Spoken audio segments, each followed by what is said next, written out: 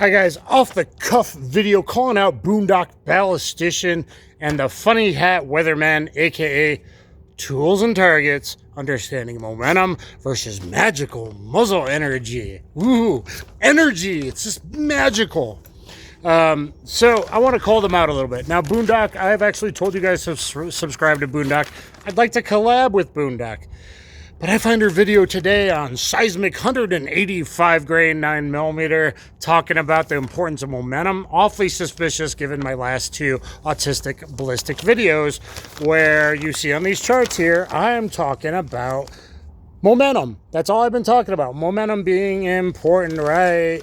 And then total wound volume and things like that. So here, momentum. Now I did momentum in foot-pounds. She's doing them in, kilometers a second, whatever, or kilograms, excuse me. That's fine. But I do find it interesting. Like, I think she's watching my videos. I've mentioned her. Why won't she give me a little shout out? I don't get it. Why won't she give me a shout out? I am literally trying to educate other people about terminal ballistics, specifically handgun terminal ballistics, specifically anything under rifle velocity that has enough momentum to be at rifle velocity after going through the epidermis. Not your special itty-bitty bullets, okay? So, she's talking about 185 grain seismic 9mm. And yeah, you look at the momentum, and the momentum's like, that's a good indicator of penetration depth. That's all I said. Now, it's about penetration expansion. It's not the end-all, be-all, but momentum is a better indicator of statistically relevant bullet penetration depth, like about the highest percentage, aka the lowest failure rate. The lowest failure rate momentum of a bullet to go through stuff, go through car stuff or whatever stuff, get through bone stuff, and still get stuff by going deep enough to get to the stuff. Does that make sense? It's a better indicator, or the higher momentum you have, perhaps it's an indicator of the less failure rate percentage to get adequate penetration depth. I think that was a good way of saying that off the cuff. And as I said, once you reach like 9mm 124 grain, you're probably going to get deep enough. You're going to go below that to maybe some cheap 9mm 115, 380 to 32s. Like, momentum might matter if it goes to big, dense muscle. I'm old, fat, but muscular, big, dense muscle, heavy shoulder bone, that kind of thing. Sternums are 0.4 inch or more thick. That's pretty thick. That's why I used a double MDF in my modern meat target. And look at all my correlation across calibers to organic gel I had. Great correlation data from Federal, Spear, Winchester, Hornady, across calibers, something Clear Ballistics BS does not do. Clear Ballistics is not organic gel. Clear Ballistics is not organic gel. It's candle wax, okay? It has no water to compress. That's very important how hollow points actually expand. It's 25% less dense. Why does that matter? Because the density and the water compounding is what causes the hollow points to expand. And then you got guys like Funny Hat Weatherman that don't understand that, and they go, oh, these 45 HST suck, man, they don't expand. And what? Your clear ballistics? It doesn't mean they don't expand. Organic gel, real world. I wasn't attacked by a jelly man. You mean the same as pig flesh, which simulates human muscle tissue, which correlates in real shootings to average penetration, average expansion in real two-legged predators. Okay? So, Funny Hat Weatherman, he was a complete asshole to me before he got big. I'm like, dude, great, but please test. And he went off on me, please use heavy clothing. Please use 4 layers of clothing. And he went off and talked like a motherfucker that I should kill for fucking saying that kind of bullshit. And he didn't get big until he finally added the 4-layer clothing. He doesn't understand the difference between clear ballistics and organic gel, and very rarely will even mention it. He does an okay job being a funny hat weatherman that he is. But he doesn't really understand terminal ballistics, okay? He doesn't really understand the difference between clear ballistics and organic gel. He doesn't really understand magical muzzle energy. Oh my God, more powerful, more better. More powerful, why? until you get to rifle velocities, literally 2,200 to 2,600 feet per second, and not from a super light bullet, at least 55 grain or so. Like nothing so light that it loses its momentum and its muzzle velocity and energy after just going through a bit of skin, right? Before it can get to any, it has to have that energy to tear tissues where the tissues you need to tear are in the upper thoracic cavity, heart, lungs, that kind of thing. Okay, so these people don't understand that, and he doesn't understand it. He doesn't point out the difference. He badmouths rounds that are good rounds, and things like that. Okay, so Boondock, how about giving me a shout out for really talking about the importance of momentum and understanding that? And she has some good knowledge probably about rifle velocity, but he either got other guys that trained with Dr. Martin Fackler, the godfather of handgun terminal ballistics and organic gel, that she's like 50% right, 50% wrong on stuff. Like she's getting educated even better. Like she really understands rifle stuff probably better than me because she actually is a ballistician doing shit for the DOD and 20% organic gel. Not handgun terminal ballistics and 10% organic gel. Okay, and her LARPer friends that run around mountains and shoot pistols and or rifles and stuff and just deck them out with accessories, LARPing, they're not really good pistol shooters, any of them, and they don't really understand handgun terminal ballistics. That's it. I focus more on the handguns. They're more rifle people. It is what it is, but don't pretend that you're one thing when you're the other. And she's fine, and I'd love to collaborate with her. And even like this other guy, Dotson, who's worked with Fackler, he's made some comments about her and stuff. It's like, yeah, but she's like kind of getting it. And like she's obviously, you're a girl on YouTube, all the guys will, oh my God. You'll get the attention I don't, which is fine, but whatever. I would like to collab, but I would just like a mention, just like a shout out. Like, hey, I pointed out all the momentum numbers between calibers and grain weights. Like, that's pretty important stuff. That's what my recent videos have been about. I came here originally because there was something up there. Now, and there's something up there. Look at all the power. Who gets to see all this torque and power behind this very strange board we live on? Did I just say board? I didn't mean that. I want to certainly imply that we're in a video game or anything like that. Let's look at this guy over here. What's this guy forming over here? And I'm just the crazy guy. It's definitely like DOD is not actually looking at all my footage, right?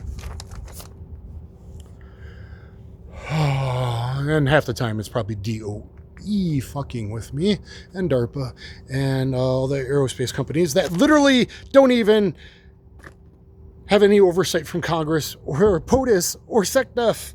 It's kind of, or ODNI. They literally are not, they do shit.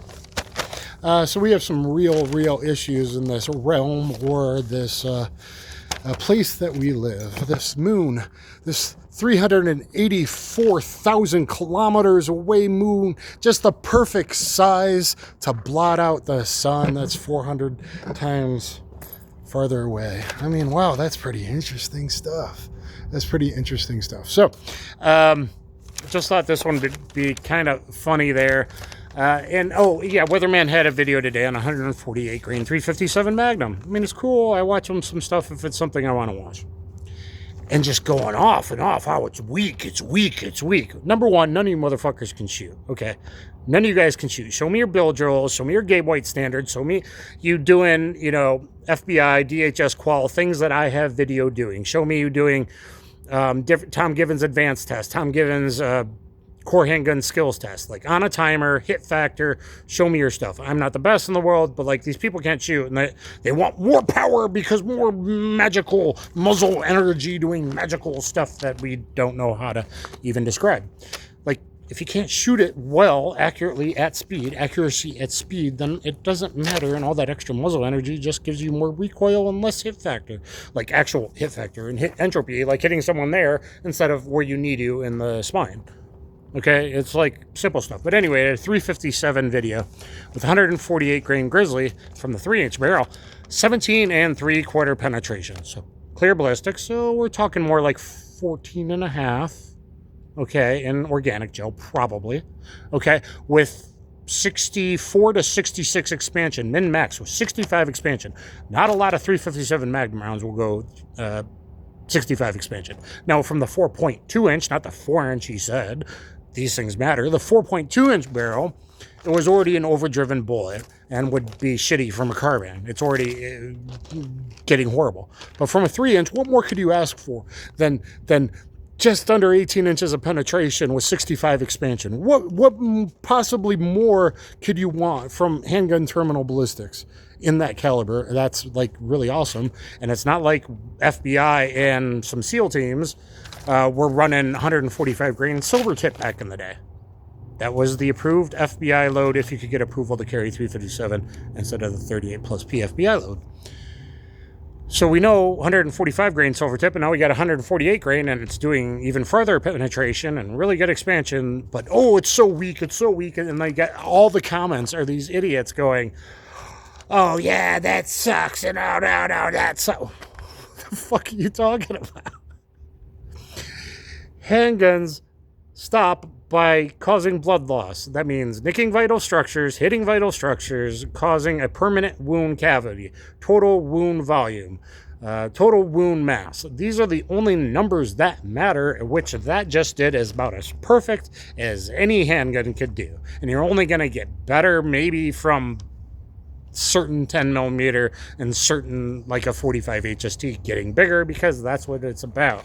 But they don't understand that. So the magical muzzle energy, does it matter? Not. I do have a hypothesis that I kind of stand by, and it's mostly a hypothesis that if you get to a certain level anecdotally of energy, which really isn't the muzzle energy, it's really how quickly the short neck is of a short a bullet, a projectile that has a short neck to upset, to be technical, a short neck penetration until upset, and because of that, boom, gets parachute effect, which causes a pressure wave in the body, like a smack, like a deep systemic hit, as these non-human intelligence are checking me out over here. With you get a little bit of the alien face at the top. If you really look there, you can see that maybe we're all run by the tall grays. I'm not sure. They just seem to be soul collectors to me, but maybe that's the whole purpose of all this. Anyway, I definitely didn't say that, so please don't kill me. I'm a very careful person, not suicidal, and yeah, it would be really bad if they came after me for saying something, as mind-shattering as that. So, as I was saying, a big expansion. I'll try to make this fast. There is a measurable EKE. How much energy is actually, when people say energy dump, they're not as wrong as the people saying they're wrong are, because it is a measurable fact of how much energy is deposited in that first 15 centimeters or 5.9 inches. And even deer hunters will talk about the extra wounding that the basically same caliber 357 Magnum will do compared to a 9mm. So you do get a little more tearing those first few inches of penetration. More tearing equals more blood loss. So that's not a bad thing when you're trying to stop something, okay? But maybe EKE, maybe peak pressure wave, peak retarding force, papers by PhD couple that most people badmouth now because they actually have the sight to see some of the things, or at least they claim to, the things that I see. Like my videos that I've taken earlier today with multiple things up there. So if you have unveiled sight, that doesn't necessarily mean, that means maybe you're a good person with a good heart and high intelligence and high spatial intelligence, that you might be granted unveiled sight by the great creator or the engineer. But anyway, they're a PhD couple, and they did shoot deer at different velocities to see different wounding. And so peak pressure wave, peak retarding force, and the Secret Service did a super secret study sauce where they did 115 grain plus P plus Winchester round that really underpenetrated, like 10.7 inches. And that's the round they picked because they thought it would stop bad guys from trying to, I don't know, do things like was attempted yesterday, maybe. Really fast, now they switched to 357 SIG. So those high velocity 357 SIG, 357 mag fanboys, maybe sometimes. Now, other people say it's the flashbang effect at nighttime, and when it wasn't night shooting, California Highway Patrol, pretty big ass department, said they were getting better stops from when they switched from 357 mag, from 4-inch barrels, mind you, to 40. They were happier with it once they switched to 40, Smith & Wesson, because size always is going to matter. Total wound volume is always going to matter. Higher percentage nicking a vital structure is always going to matter. So But saying something that did really, really great, and then, oh shit, hey birdies. Oh shit, the muzzle energy. No, the energy sucks. Well, what is that energy going to do for you? Until you get, anecdotally, at least a 9 BPLE from a 4 to 5 inch barrel, at least 1,300 to 1,370 feet per second, 9 BPLE, until you get that. And that's like the minimum that maybe some bad guys, sometimes my hypothesis, fibs factor, realize if I've been shot. They realize from more pressure, nerve sensation, peak pressure wave, peak retarding force. Maybe they realize it on their nerves, which we have a lot. Like if I did a ballistic power slap to you guys, you would feel it. But if I give you a heavy stone deep Sistema punch, you will always feel that 45. Does that make sense? So, but the guys that are muzzle energy, penetration and expansion, that's what matters. If it happens to have more muzzle energy, maybe more good if you're more good at shooting, but none of you are, so how about putting them where they need to go? Like I've talked about 357 Magnum, I will load full bore in my 66 Combat or 692 or GP100, a full over 30 ounces revolver. But if you load something like that in a fucking 14-ounce J frame, you're a fucking idiot, and you're never going to hit what you're aiming at with anything, and you're probably going to flinch on the first shot too. But let's see you guys do a cylinder dump with the more power, more velocity rounds. Well, that's interesting. What's that over there? What's that over there? Whoop, I gotta get out of there. Can you see that? Okay, so again, I'm a very careful person, not suicidal, and I'm really just teaching you about terminal ballistics. Oh yeah, and Boondock Ballistician. It would be nice to collab. I see no reason why I wouldn't like you. I don't know why you don't like me, or at least give me the shout out that I probably deserve. It's possible you're just talking heavy grain weight, but I got a feeling you saw my video and they got the eureka idea. Well, what if I do really heavy 9mm? Which, by the way, I sent Gun Sam 158 grain 9mm just to see if it goes FMJ, just to see if it tumbles. You know, more interesting, more accurate at distance, retain momentum when he shoots at 75 yards. If he ever gets to testing the 9mm rounds I sent him. And I saw, it was PPU, and I saw 158 really low energy, probably low recoil rounds, and good for cans, Norma at the gun store the other day. So maybe she just did Eureka or whatever. But it'd be nice for a shout out or a collab, or send people my way like I've sent you. That would be really wonderful. And you should really pay attention to your footage. You should really pay attention to the video you just put out on the seismic rounds, and you should really slow down that footage and pay an awful lot of attention. I'm serious. And I would do that quietly, because then you're going to have agencies, not just the one that ends in the D, but you're going to get the ones that end in the E and the A and the A after you as well. And those are probably the ones you really need to watch out for. So yeah, we got this demon face thing. Maybe that's like one of the tall gray things running the world. I don't know if that's really NHI or that's part of the PSYOP, but it seems like it's NHI. But there's also PSYOP because there's heavy metals that they dump, and then they use smart dust to control, and so there's a lot of bad things coming our way, humanity. And we'll catch you on the next one. Comment down below.